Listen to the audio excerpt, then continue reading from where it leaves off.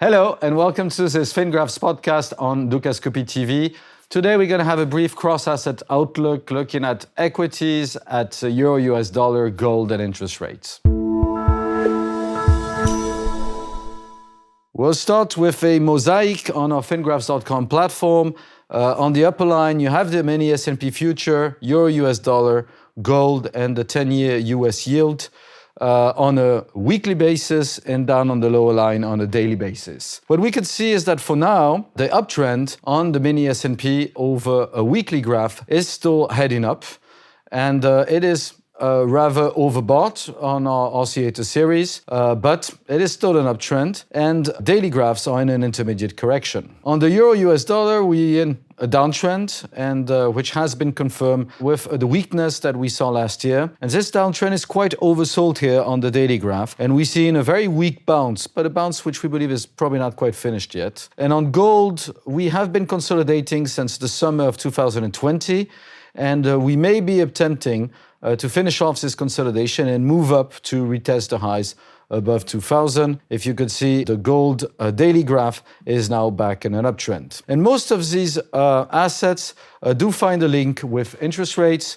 We believe the 10-year is in at least a correction up, and that this correction up is not quite finished yet and probably leads us up towards a resistance around 2%, which is also what the daily graph seems to tell us here. So let's look at equities in more detail. So this is the investor's view of the mini S&P future with its weekly graph, so the perspective over the next few quarters.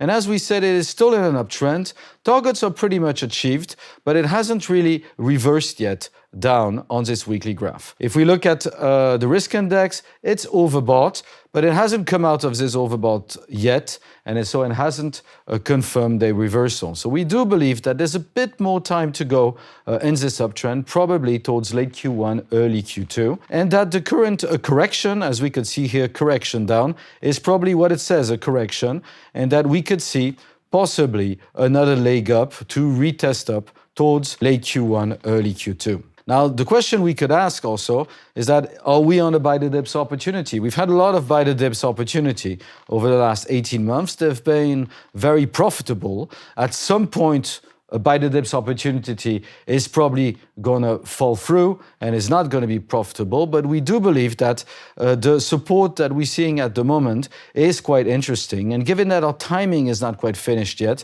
that we may have one more leg up to retest the highs here into early spring.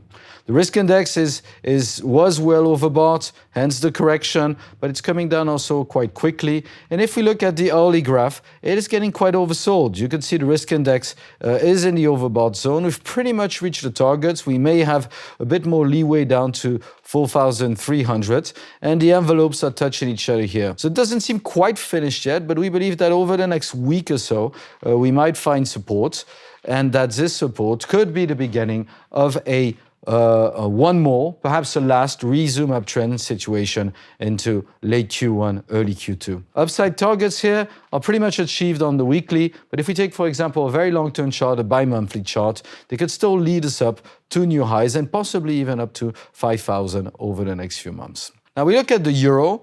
The euro saw a very strong rally in 2020 with all the liquidity that was injected in the market, and this rally has been retraced very much in 2021. And this retracement has been very long and deep, which does imply that we're probably back in a downtrend, as the bear signal is giving us here. This downtrend has been very strong this year. We went down almost over the last 12 months. We went down about 10 figures, but we are now oversold, and we believe we've probably reached an intermediate low in December, and that we are currently bouncing. Such bounces usually last 2 or 3 months.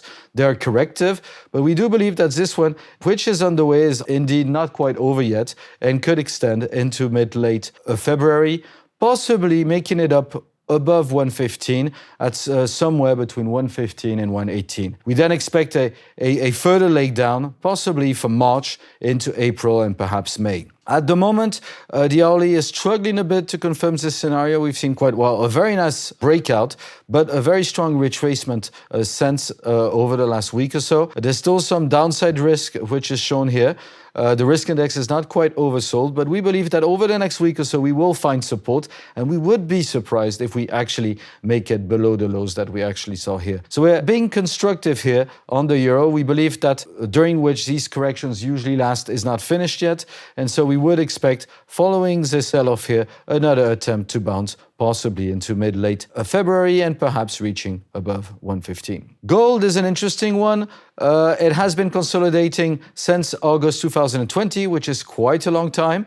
And we believe that it is possibly in a position to resume its uptrends. This is what the bull signal is giving us here on the daily. The risk index is not overbought yet, and the targets are leading us up towards 1930 and perhaps up to 2000 if we take the upper hand here. So it could be a full upside, a retest. The hourlies are also in an uptrend, and we believe that this uptrend may accelerate over the next few weeks. So we're still quite positive on gold. Interest rates are rising, but we believe they'll mostly be rising because of inflation expectations, which are still also rising, possibly less from more hawkish surprises by the Fed. These may come, but we do think that they will come probably towards the end of Q1 and Q2 instead of today. We wish you a very good week of trading. Thank you very much for your attention.